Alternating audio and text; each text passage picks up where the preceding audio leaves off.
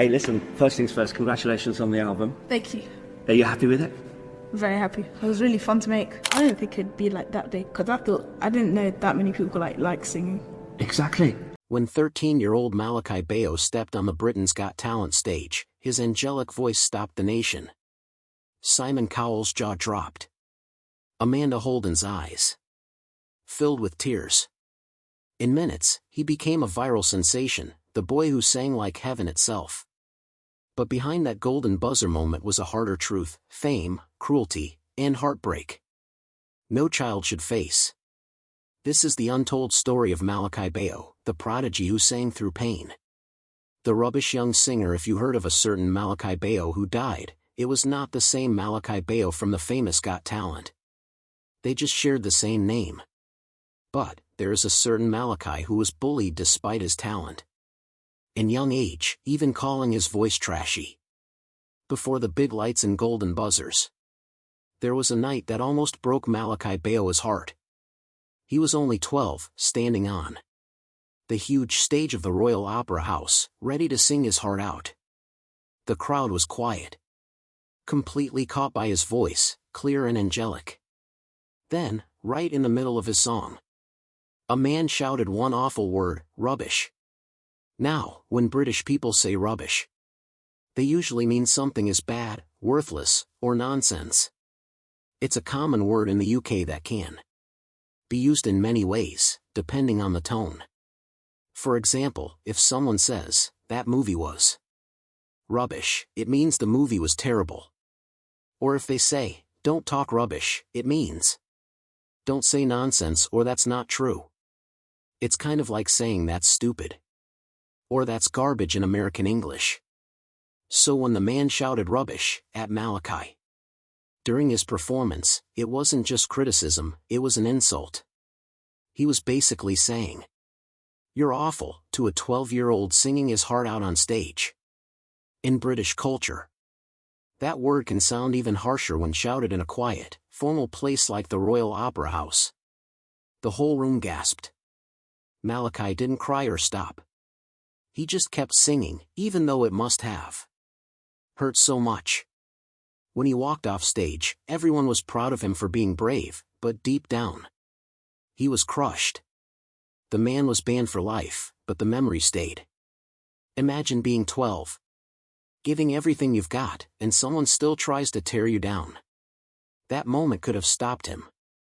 But instead, Malakai used it as fuel. He learned early that the world can be both kind and cruel, that one minute you're loved, and the next, someone's trying to make you doubt yourself. It's a lot for any kid to handle, especially one with a gift so rare. When his Britain's Got Talent video went viral, the world cheered and the internet critics arrived. 2. People online said things like he was overrated or not that special. But Malakai didn't lash out. He stayed calm, focused, and humble. His mom and teachers reminded him that his music wasn't about fame, it was about heart. Still, the pressure was heavy. Every performance had to be perfect, every note flawless.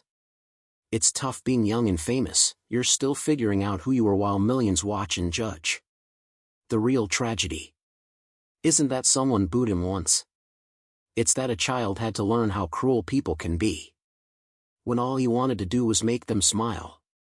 And yet, through everything, Malakai kept singing. Not for the fame, but because he loved it too much to quit. Maybe that's what makes him special. He turned pain into something beautiful. How does a kid stay that strong after everything he's faced, especially that kind of bullying online? The prodigy behind the voice before he became the boy who silenced Britain's Got Talent with a single note, Malakai Bayoh was just a regular kid who loved to sing. Anywhere, anytime. Born on May 27, 2009, in London, Malakai grew up in a warm and supportive family that noticed his love for music early on. His mom often said he would hum tunes even before he could talk properly. He didn't just sing for attention, it was his way of feeling happy. When he was about 7, his teachers encouraged him to join a local choir because they saw how talented he was. that decision changed his life. Choir life was strict, hours of practice, learning to breathe the right way, hitting perfect notes, but Malakai loved it. He liked how music made people stop and listen, how something invisible like sound could make hearts feel lighter. He eventually joined the world-famous St. George's Cathedral Choir in London, one of the top choirs for young singers. There, he learned discipline and teamwork. Singing wasn't just about hitting the right notes, it was about emotion, timing, and connection. People said his voice sounded angelic, but what made it truly special was how he sang with heart. His big break came when he performed with the well-known singer Aled Jones, who became both a mentor and a friend. Together they sang "O Holy Night" and "Walking in the Air," songs that went viral online. The videos showed a boy with an extraordinary gift, calm, confident, and full of light. But what viewers didn't see was how hard he worked behind the scenes. Hours of rehearsals, balancing schoolwork, and learning to stay humble while fame quietly crept in. Malakai wasn't just chasing fame, he genuinely loved music.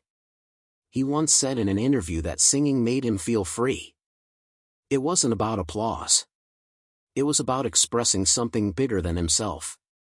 His teachers described him as polite, focused, and surprisingly mature for his age. Even when the spotlight found him, he stayed grounded. By the time he auditioned for Britain's Got Talent in 2023, he wasn't just a contestant, he was a performer with experience beyond his years. When Simon Cowell hit the golden buzzer, glitter rained from the ceiling, and Malakai smiled shyly, almost in disbelief. That single moment turned him into a national treasure overnight. But behind that confident smile was still a teenage boy from London who just wanted to make his mom proud. He didn't come from wealth or privilege, just talent, faith, and hard work. So how did that ordinary kid with an extraordinary gift go from choir stalls to global fame? The rise in public attention.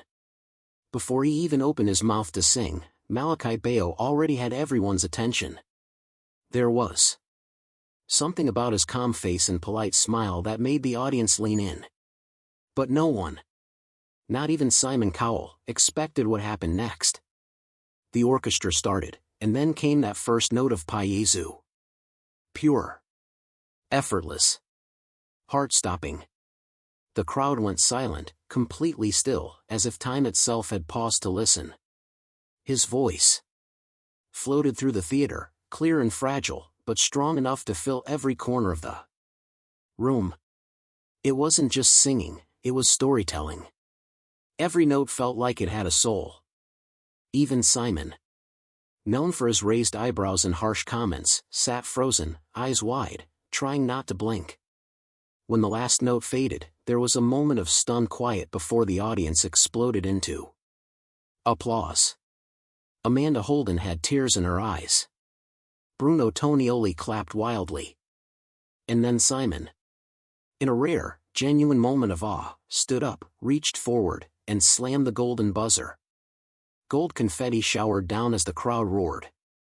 Malakai just stood there, blinking in shock, his smile small but glowing. You could tell he wasn't trying to act like a star. He was just happy. Overwhelmed, even, that people felt something from his voice. For him, that was enough. Overnight, his audition clip blew up on the internet. Millions of views. Headlines calling him Britain's angel. Social media flooded with people saying his voice gave them goosebumps or made them cry. Even celebrities and musicians reposted his video, calling it divine and heavenly. In a time when pop and rap ruled the charts, here was a 13-year-old choir boy reminding the world what pure music sounded like. But fame isn't as pretty as gold confetti. Alongside the love came critics, people who said his style was too old-fashioned, or that his popularity came just from sympathy. Some online commenters even accused the judges of overhyping him. For a kid his age, that kind of negativity could have been crushing. But Malakai handled it with grace beyond his years. He didn't post angry replies. He didn't cry publicly or disappear. He did what he always did, he sang. He focused on what made him happy, continued his training, and kept performing at events and charity concerts. That quiet strength won over even more people. Soon, he wasn't just that boy from BGT. He was Malakai Bayoh, the artist. His confidence grew, but his heart stayed the same. In interviews, he still sounded humble, sometimes shy, always grateful. When asked how it felt to get the golden buzzer, he said, "It was magical. I didn't think I'd make people cry, I just wanted to make them smile."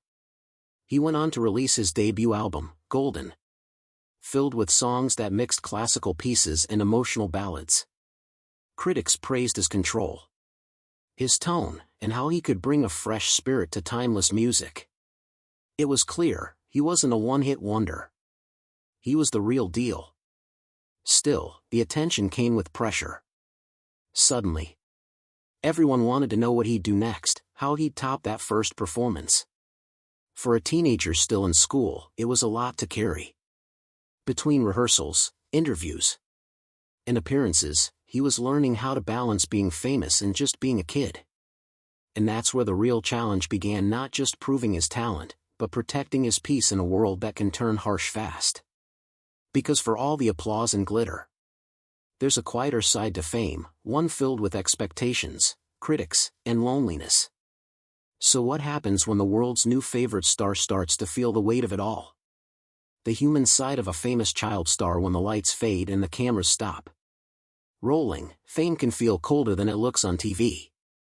For Malakai Bayoh, the glow of success came with shadows that most people never saw. The world saw a boy with a voice that could touch heaven, but behind the applause, he was just a teenager trying to survive. The pressure that came with being perfect. Even though he did not win, after his Britain's Got Talent breakthrough, the offers came flooding in: interviews, performances, recording deals, TV guest spots. Everyone wanted a piece of him. But with each opportunity came new expectations. Every song had to be flawless, every note compared to his viral debut. People didn't realize that Malakai's voice was still changing. He was growing up, and his range and tone were evolving with him. That natural change became a quiet source of anxiety. What if the voice that made people fall in love with him started to fade? Online, things got worse. Social media, once filled with praise, became a mix of love and cruelty. Some critics said he was overrated. Others mocked his voice when it cracked during a live show, forgetting he was a child, not a seasoned adult performer. There were even hate comments attacking his background, something no one, especially a kid, should ever face. Malakai stayed quiet. Instead of firing back, he poured his emotions into his music. But even the strongest hearts can get tired. The more he smiled on stage, the more it felt like he was hiding behind the same thing that once made him free: his singing. It's a strange kind of heartbreak, being loved by millions but misunderstood by most. Those close to him began noticing the toll. He became quieter, more thoughtful. In interviews, he started talking about missing his choir friends, the simplicity of rehearsals, and how the fame sometimes made him feel far away from himself. He was grateful, deeply so, but even gratitude can't erase exhaustion. Critics in the classical world were also divided. Some praised his ability to connect emotion to every piece, calling him a once-in-a-generation talent. Others were harsher, claiming he lacked the technique of older opera singers. It was a lot of noise for a young performer to filter out. But for every harsh word, there were fans who stood by him. They defended him online, reminding others that Malakai wasn't supposed to sound like Pavarotti, he was supposed to sound like Malakai. His voice was about innocence, sincerity, and soul, things that couldn't be taught in any conservatory. The heartbreak wasn't just about criticism, though. It was the loneliness that fame often brings. While his friends from school talked about exams and video games, Malakai was dealing with stage fright, contracts, and public pressure. Fame had given him a dream life, but it had also stolen some of his childhood. Through it all, his mother remained his biggest anchor. She made sure he stayed grounded, focused on school, and remembered why he started singing in the first place, not for fame, but for love of music. By the time the public realized that the angelic boy was growing up, Malakai had already faced storms most adults couldn't handle. But even with all the pain and pressure, he never gave up. His resilience turned him into something more than a viral star. He became a symbol of quiet strength. Because sometimes, even the brightest lights flicker. What matters is the heart that keeps shining underneath it all. And beneath the glitter and criticism, Malakai's heart never stopped beating for music. But who is he when the spotlight fades? Beyond the stage, beyond the perfection? Just a boy, a simple normal boy. Away from the microphones, applause, and bright studio lights, Malakai Bayoh is still just a boy trying to live a normal life. He goes to school, hangs out with his friends, and worries about grades just like everyone else. Fame might have found him early, but he's never let it swallow who he really is. At home, his family keeps things simple. His mom, who's been his biggest supporter from day one, makes sure he remembers that success doesn't define him, kindness and hard work do. They try to live as normally as possible, even though cameras sometimes follow them. For Malakai, home is his safe space, the one place where he doesn't have to be the famous singer. He can just be himself, funny, quiet, and a little shy. He's also very close to his church and choir community. Music, for him, isn't just about performance, it's about faith and gratitude. Singing in church reminds him where everything started, in a place of peace, surrounded by people who loved music for the same reason he did, because it made them feel close to something pure. But even with all the love and stability around him, growing up under a spotlight isn't easy. Imagine going through normal teenage things. Voice cracks, self-doubt, figuring out who you are, while millions of people are watching. Every performance is judged, every mistake turned into a headline. Let us know in the comments. And don't forget to like, share, and subscribe for more updates just like this.